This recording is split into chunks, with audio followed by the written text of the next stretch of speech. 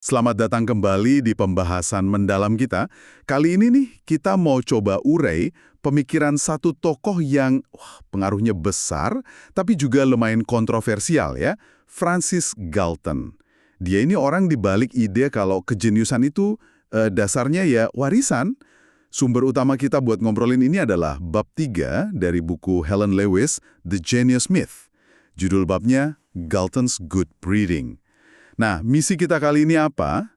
Ya kita mau coba pahami gimana ide-idenya si Galton, yang kita tahu kan dia sepupunya Charles Darwin. Gimana idenya itu bukan cuma ngebentuk cara kita mikir soal jenius sampai sekarang, tapi juga, kayak kata Lewis, ini membuka salah satu bab tergelap dalam sejarah manusia. Serem juga ya kedengarannya. Kita bakal telusuri nih, gimana seorang ilmuwan Inggris era Victoria yang ambisinya gede banget buat ngukur kehebatan manusia, malah justru kayak nanam benih ide yang nantinya bahaya banget. Siap ya? Kita bedah bareng-bareng. Siap.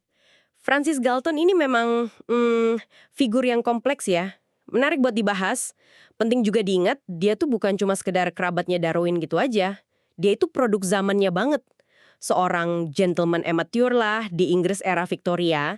Maksudnya ya orang kalangan atas, punya waktu, punya duit, punya rasa ingin tahu besar buat dalemi macam-macam bidang ilmu, tanpa harus jadi profesional resmi gitu. Dan Galton ini, rasa ingin tahunya itu nyebar kemana-mana. Oke, jadi sebelum dia fokus ke soal kejeniusan ini, apa aja sih yang sempat dia tekuni? Ini kayaknya penting ya buat ngerti cara pikirnya dia. Betul, rekam jejaknya tuh beragam banget dan nunjukin pola pikir yang empiris. Kayak terobsesi gitu sama pengukuran. Misalnya nih, dia salah satu yang bikin populer penggunaan sidik jari buat investigasi polisi. Sesuatu yang sekarang kita anggap biasa aja kan. Dia juga bikin alat unik, alat saku gitu buat ngitung jumlah orang di kerumunan. Bayangin deh, alatnya pakai jarum halus buat nusuk kertas kecil di dalamnya tiap dia lihat orang. Agak aneh tapi praktis mungkin ya waktu itu. Haha, iya juga ya. Ngitung orang diam-diam pakai tusukan kertas. Ada lagi nggak? Oh, masih banyak. Dia coba bikin peta kecantikan Kepulauan Britania. Ini berdasarkan penilaian dia aja sih soal penduduk setempat. Dia nyimpulin London paling bagus, sementara Aberdeen di Skotlandia, paling jelek katanya. Kedengeran konyol ya sekarang, tapi ini menunjukin banget gimana dia pengen ngukur dan ngelompokin semuanya. Nah, di statistik, kontribusinya lebih dasar lagi. Dia yang ngurai konsep korelasi. Itu loh, ide penting kalau dua hal bisa gerak bareng, naik turunnya samaan. Dia juga pelajari cuaca, meteorologi, dan jadi orang pertama yang deskripsiin antisiklon, sistem tekanan tinggi yang muter di atmosfer itu.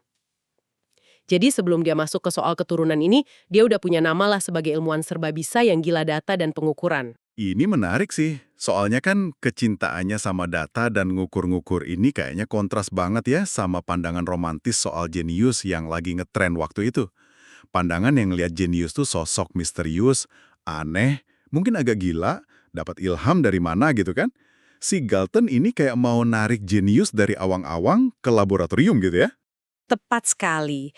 Galton tuh secara jelas nolak pandangan romantis itu. Buat dia, nyambungin jenius sama inspirasi atau ide dari sumber gaib itu terlalu bahaya. Terlalu dekat sama delusi atau suara-suara aneh yang didengar orang gila katanya. Lewis nyatet di buku Hereditary Genius edisi kedua, Galton ngelihat jenius tuh sebagai kemampuan pikiran yang sehat. Harus bisa dijelasin secara rasional, ilmiah, bukan mistis. Ambisinya yaitu, buktiin kalau jenius itu biologis, bisa diukur, dan yang paling penting, bisa diwariskan. Dan ambisi ini nih yang akhirnya ngelahirin karya pentingnya Hereditary Genius tahun 1869 itu. Ini pengembangan dari tulisan dia sebelumnya kan, Hereditary Talent and Character. Nah, tepatnya gimana sih dia nyoba buktiin teorinya yang berani ini di buku itu? Metodenya Galton di Hereditary Genius ini ambisius banget buat zamannya. Dia mulai dengan ngumpulin data hakim-hakim paling top di Inggris selama periode waktu tertentu. Dia telusuri silsilah keluarga mereka, buat lihat berapa banyak kerabat dekat mereka yang juga jadi orang terkemuka. Nggak cuma hakim, tapi di bidang lain juga. Menurut dia, hasil awalnya aja udah mencolok, nunjukin pola kekeluargaan yang kuat. Oh, jadi dia nemu ada kumpulan orang hebat gitu ya di keluarga-keluarga tertentu. Benar, temuan awal itu bikin dia makin semangat, risetnya diperluas segede-gedean. Dia mulai kumpulin daftar nama orang-orang paling terkemuka dalam sejarah Inggris dan Eropa. Macam-macam bidang, negarawan, komandan militer, sastrawan, ilmuwan, penyair, musisi, pelukis. Dia benar-benar nyisir catatan sejarah sama biografi yang ada waktu itu. Wah, usahanya keras banget ya. Tapi nggak berhenti di situ kan dia? Enggak, setelah tokoh-tokoh besar itu, dia lanjut data pendeta-pendeta terkemuka. Terus dia analisis daftar lulusan terbaik yang disebut Wranglers itu dari ujian matematika dan klasik di Universitas Cambridge. Kan itu kampus bergengsi banget. Bahkan dia turun ke bidang yang mungkin nggak kepikiran. Dia kumpulin data pendayung sama pegulat paling jago dari Inggris Utara. Dia pengen lihat polanya sama nggak sih di semua level keunggulan ini? Terus apa temuannya setelah ngumpulin segitu banyak data? Polanya, kata Galton, konsisten di semua bidang. Orang-orang yang dia kelompokkan sebagai hebat atau terkemuka ini secara signifikan emang lebih mungkin datang dari keluarga yang juga punya anggota lain yang hebat. Dia nunjukin contoh-contoh klasik yang sering kita dengar juga sekarang.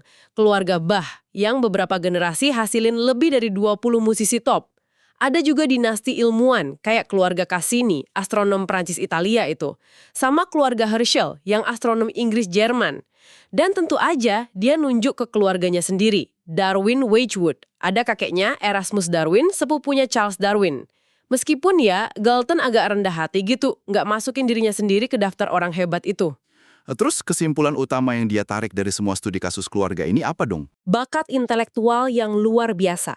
Terus semangat atau kemauan buat kerja keras, dia nyebutnya zeal, sama kapasitas fisik atau mental buat kerja keras itu semua sifat bawaan lahir, bagian dari biologi seseorang. Galton bahkan nulis dengan yakin banget. Dia bilang susah ngebayangin gimana orang yang punya kualitas bawaan ini bisa tertekan atau kehalang sama lingkungan sosial atau kurangnya kesempatan. Buat dia, nature atau alam itu jauh lebih kuat daripada nurture atau pengasuhan. Kedengarannya kayak semua udah ditakdirkan gitu ya. Tapi, nah di sini nih masalahnya mulai kelihatan kan. Soalnya data dan bukti yang dia kumpulin ini kayaknya nggak benar-benar objektif. Lewis kan nunjukin gimana prasangka pribadinya Galton udah nyampur di proyek ini dari awal. Iya, ini poin penting banget yang diangkat Lewis. Proyek yang diklaim ilmiah sama Galton ini ternyata ya ampun, penuh sama bias zaman dia, terutama bias rasial sama gender yang dipegang teguh banget sama Galton. Di Hereditary Genius, dia nggak ragu nulis terang-terangan, dan ini kutipan dari Lewis, bahwa kemampuan alami, rata-rata orang Eropa modern itu jauh lebih besar daripada ras-ras yang lebih rendah. Pernyataan kayak gini kan jelas banget nunjukin kerangka pikir rasialis yang jadi dasar penelitiannya. Dia udah mulai dengan asumsi satu ras lebih unggul, terus baru cari data buat dukung itu. Dan soal perempuan, pandangannya juga sama biasnya gitu. Sama aja, Galton percaya meskipun kejeniusan bisa diwarisin lewat garis perempuan, misal dari ayah ke cucu laki-laki lewat anak perempuannya, tapi sifat jeniusnya sendiri jarang atau nggak bakal muncul di perempuannya. Dia bahkan nebak-nebak lebih jauh, spekulasi gitu, kalau perempuan kelas atas yang cenderung dogmatis dan asertif, sifat yang mungkin sekarang kita anggap bagus ya, bakal susah dapat suami. Soalnya dianggap nggak menarik buat pria Victoria waktu itu. Ini nunjukin banget gimana norma sosial zamannya dia anggap sebagai kebenaran biologis. Selain bias ras sama gender, dia juga ngeremehin banget peran lingkungan dan pendidikan ya. Analogi otot pandai besi itu cukup jelas sih. Betul. Dia nyamain pengaruh lingkungan dan pendidikan itu kayak otot lengan pandai besi yang gede karena dipakai terus. Ototnya gede karena latihan, tapi potensi dasarnya buat punya lengan kuat ya udah ada dari lahir. Lingkungan, kata dia, cuma bisa moles atau ngembangin potensi yang udah ada, bukan nyiptain. Pandangan ini kan secara efektif ngabaikan banget dampak penting dari faktor kayak akses ke pendidikan bagus, dukungan keluarga, jaringan sosial, privilege ekonomi, faktor-faktor yang jelas dipunyai banyak keluarga hebat yang dia pelajari itu. Nah, gabungan dari keyakinan sifat bawaan yang dominan, asumsi superioritas ras dan gender, sama ngeremehin peran lingkungan ini, akhirnya bawa Galton ke satu konsep baru yang dia ciptain dan populerin sendiri. Konsep yang sekarang konotasinya negatif banget. Eugenex, eugenika. Bener banget. Galton nyiptain istilah eugenics tahun 1883. Dari kata Yunani kuno, eu, baik, sama genos, kelahiran. Jadi artinya ya kelahiran baik. Tujuannya yang mungkin kedengeran logis buat sebagian orang waktu itu, tapi ngeri banget buat kita sekarang, ya buat memperbaiki stok ras manusia lewat pembiakan selektif.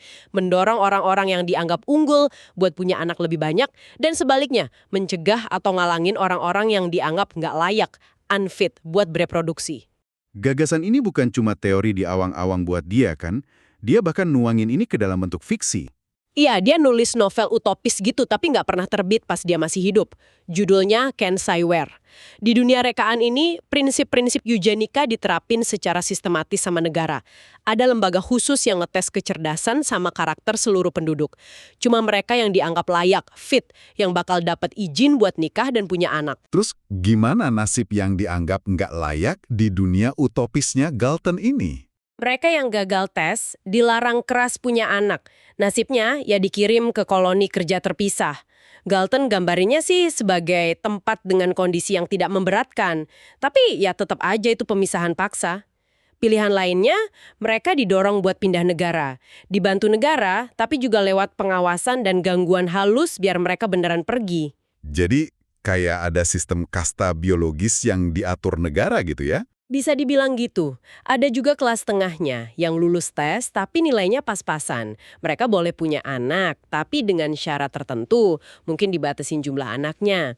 Cuma kaum elit yang lulusnya bagus banget kayak tokoh utama novelnya, Augusta Olfancy, yang justru didorong negara buat cepat-cepat punya anak dari usia muda dan seringnya dipasangin sama pasangan yang juga dianggap unggul. Wah, visi yang terkontrol banget ya negara campur tangan urusan pribadi warganya. Emang ironis banget ya.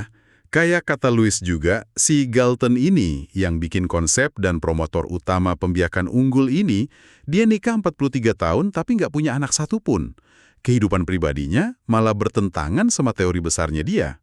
Iya, itu salah satu ironi yang paling kelihatan. Dan perlu dicatat juga, kritik terhadap idenya Galton, terutama soal metode di Hereditary Genius, sebenarnya udah muncul lumayan cepet, nggak lama setelah bukunya terbit. Wah, kayak gimana tuh kritik awalnya? Lewis nunjukin ulasan yang ditulis sejarawan Herman Merivale tahun 1870, setahun setelah Hereditary Genius keluar. Merivale ngeritik salah satu contoh keluarga hakim yang dipakai Galton sebagai bukti keturunan, yaitu keluarga Atkins. Merivale dengan sinis bilang kalau daftar keluarga Atkins itu lebih mirip gerombolan kecil para penjilat kerjaan, a small knot of jobbers, yang saling kasih posisi dan koneksi lewat nepotisme, daripada gugusan jenius alami yang diwariskan. Wah, tajam banget kritiknya. Dan kedengarannya relevan banget ya sama debat zaman sekarang soal nepo babies, atau bayi nepotisme. Terutama di industri hiburan, kayak yang disinggung Lewis. Rasanya susah ya, gak kepikiran soal ini kalau kita lihat banyak banget anak seleb atau tokoh terkenal yang ngikutin jejak orang tuanya. Betul! Lewis pakai fenomena Nepo Babies ini buat gambaran modern dari poin yang diangkat Merivale seabad lebih yang lalu. Kita bisa aja bertanya-tanya, misalnya, apa Gracie Abrams, anaknya sutradara J.J. Abrams, bakal segampang itu dapat slot jadi penyanyi pembuka tur gede kayak Taylor Swift kalau bukan karena koneksi keluarga? Atau Eve Hewson, anaknya Bono U2, bakal sering dapat peran di TV tanpa nama belakangnya? Mungkin contoh lain, Romeo Beckham, anak David dan Victoria Beckham, jadi model buat merek mewah berberi di usia muda. Lewis juga nyebut nama lain kayak Lily Rose Depp, anaknya Johnny Depp sama Vanessa Paradis. Atau Bryce Dallas Howard, anaknya sutradara Ron Howard. Tentu kita nggak bisa bilang semua nggak berbakat ya. Beberapa mungkin emang punya bakat asli. Tapi jumlah generasi kedua yang sukses di bidang yang sama kayak orang tuanya, apalagi di Hollywood, emang lumayan nyolok mata. Ini maksa kita balik lagi ke pertanyaan dasar yang Galton gagal jawab. Seberapa besar sih peran privilege, koneksi, lingkungan yang mendukung dibanding bakat bawaan murni? Tepat, kritik Merivale sama fenomena Nepo Babies modern ini sama-sama nunjukin kelemahan mendasar di argumennya Galton. Ketidakmampuannya dia, atau mungkin ketidakmauannya ya, buat secara serius ngitung dan misahin pengaruh faktor lingkungan, kayak nepotisme, kekayaan, akses pendidikan, jaringan sosial, dari pengaruh faktor genetik. Dia terlalu cepat nyimpulin kalau hubungan antara orang tua hebat dan anak hebat itu pasti bukti sebab akibat genetik. Tapi ya, meskipun banyak kelemahan metode dan bias yang sekarang kelihatan jelas banget, Nggak bisa dipungkiri kalau karya Galton ini pengaruhnya luar biasa besar ke perkembangan ilmu dan cara pandang orang setelahnya. Kok bisa gitu ya? Pengaruh Galton emang signifikan banget. Salah satu alasannya karena dia nawarin sesuatu yang menarik banget waktu itu. Pendekatan ilmiah dan bisa diukur buat pahami sesuatu yang tadinya dianggap misterius, kayak jenius dan bakat manusia. Dia pakai statistik, diagram silsilah, ngumpulin data skala besar. Itu kan kesannya objektif dan canggih secara ilmiah. Ini ngasih inspirasi ke generasi peneliti setelah dia buat terus cari cara ngukur inti kejeniusan atau kecerdasan secara objektif. Mereka pengen nemu alat ukur yang bisa misahin orang unggul dari yang biasa secara pasti. Dan pencarian alat ukur ini yang akhirnya melahirkan senjata baru dalam mitos kejeniusan, yaitu tes IQ itu. Bener banget. Obsesinya Galton buat ngukur kemampuan bawaan meskipun ya dibangun di atas fondasi yang rapuh dan penuh bias, secara konsep itu ngebuka jalan buat pengembangan tes kecerdasan IQ di awal abad ke-20 oleh tokoh kayak Alfred Binet, meskipun tujuan awal Binet beda ya, terus ada Louis Terman. Jadi idenya Galton soal adanya tingkatan kemampuan alami yang bisa diukur dan sifatnya bawaan, itu jadi landasan intelektual buat gerakan pengukuran intelijen yang pengaruhnya gede banget di abad berikutnya. Ini warisan yang rumit banget dan terus terang penuh masalah ya ngingat akarnya dari eugenika itu. Oke, jadi kalau kita tarik benang merahnya nih, apa inti pemikiran Francis Galton yang perlu kita ingat dari obrolan kita ini? Dia tokoh penting yang ngubah cara pandang soal jenius dari yang mistis jadi atribut biologis yang bisa diukur dan diwariskan. Tapi, metode dan kesimpulannya, kayak yang diungkap Louis, ternyata sangat dipengaruhi bias rasial dan gender zamannya. Dan yang paling bikin khawatir, pemikirannya ngelahirin eugenika, ideologi perbaikan ras lewat pembiakan selektif yang punya sejarah kelam di abad ke-20. Tepat. Dan ini bawa kita ke satu pertanyaan buat direnungkan nih, yang penting buat Anda pikirkan. Mengingat betapa jelasnya bias pribadi seorang ilmuwan kayak Galton bisa nyusup ke data ilmiah yang dia kumpulin dan cara dia nafsirinnya, seberapa kritis sih kita seharusnya hari ini sama klaim-klaim yang atasnamain sains, terutama yang nyangkut potensi atau kemampuan bawaan manusia. Khususnya, kita perlu waspada kalau klaim-klaim ilmiah itu kayaknya sengaja atau enggak malah berfungsi buat nguatin atau ngesahin hierarki sosial, ekonomi, atau rasial yang udah ada. Persis kayak yang coba dilakuin Galton di masanya buat pertahanin struktur masyarakat Victoria. Ini jadi bahan renungan yang relevan banget ya di era informasi dan klaim ilmiah yang terus berkembang ini. Sampai jumpa di pembahasan mendalam kita berikutnya.